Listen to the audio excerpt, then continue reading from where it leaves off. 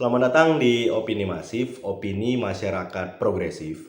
Pada kali ini kita akan membahas tentang utang piutang dan tindak pidana. Jadi ada pertanyaan dari kawan-kawan yang bertanya bahwa apakah seseorang yang tidak membayar hutang itu dapat dilaporkan sebagai tindak pidana penipuan?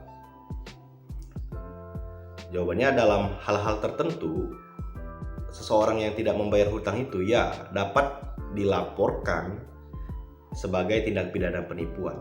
Jadi tindak pidana penipuan ini itu diatur di pasal 378 KUH pidana yang menyatakan bahwa barang siapa dengan maksud untuk menguntungkan diri sendiri atau orang lain secara melawan hukum dengan memakai nama palsu atau martabat palsu, dengan tipu muslihat ataupun rangkaian kebohongan menggerakkan orang lain untuk menyerahkan barang suatu kepadanya atau supaya memberi hutang maupun menghapus piutang, diancam karena penipuan dengan pidana penjara paling lama 4 tahun.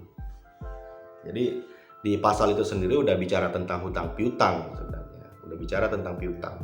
Tapi tidak semata-mata hutang piutang itu langsung bisa dilaporkan sebagai tindak pidana. Ada hal-hal tertentu yang membuat hutang piutang itu memang bisa dilaporkan sebagai tindak pidana. Nah, jadi kalau kita mengacu pada jurisprudensi Mahkamah Agung nomor 1001K/PIT/1990 tertanggal 26 Juli 1990, itu dalam jurisprudensi itu menyatakan bahwa unsur pokok delik penipuan yang diatur di dalam pasal 378 itu terletak pada cara atau upaya si pelaku menggerakkan orang lain untuk mendapatkan barang itu, untuk menyerahkan barang agar orang lain itu menyerahkan barang kepadanya. Jadi unsur pokok deliknya itu terletak pada cara atau upayanya. Apakah dengan tipu muslihat, kebohongan, dan lain sebagainya. Itu tergantung cara. Nah, jadi kasus seperti ini tuh pernah terjadi, dan ini putusannya itu jadi jurisprudensi juga. Itu jurisprudensi Mahkamah Agung nomor 133/KR/1973 yang diputus tanggal 15 November 1975.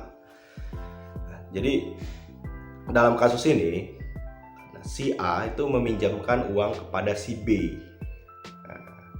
Dalam perjanjian utang piutang itu, dalam perjanjian utang piutang antara si A dengan si B berjanji akan membayarkan hutangnya dalam bentuk cek dalam waktu tertentu.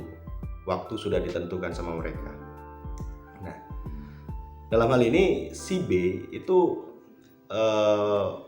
mengetahui bahwa pada tanggal sekian itu cek kosong. Cek itu memang gak ada isinya. Dia udah merencanakan itu, udah menyadari dan udah mengetahui akan memberikan cek kosong pada tanggal yang telah ditentukan.